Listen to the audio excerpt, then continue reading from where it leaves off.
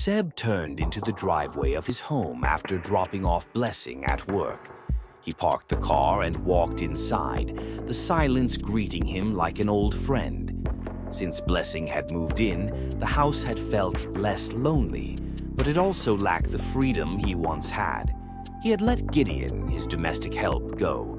He now preferred being alone. He sat in the living room, the walls filled with memories of Elsa and the kids. Their laughter, their presence, it had once defined his life.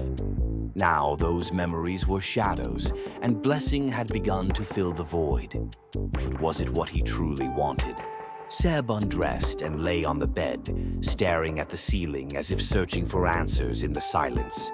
The weight of his thoughts pressed down on him. Elsa's departure for England, the separation, and the dreams they once shared. It all felt like a distant echo. His mind wandered to their discussions back then. Elsa had left for the sake of the children, their health, their future.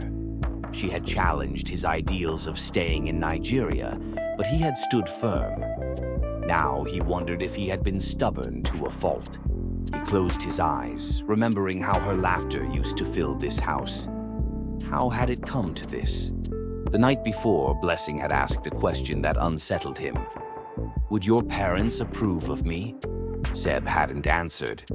The truth was, he hadn't thought about their relationship seriously. To him, it was clear. He was a separated man, not divorced, with 2 kids and a wife abroad. Blessing should know the score, but her persistence worried him. Her murmured, "I love yous," her dreams of their future, these were not part of the deal. Seb began to realize that Blessing wanted more, and she would stop at nothing to get it. Seb's thoughts circled back to Elsa.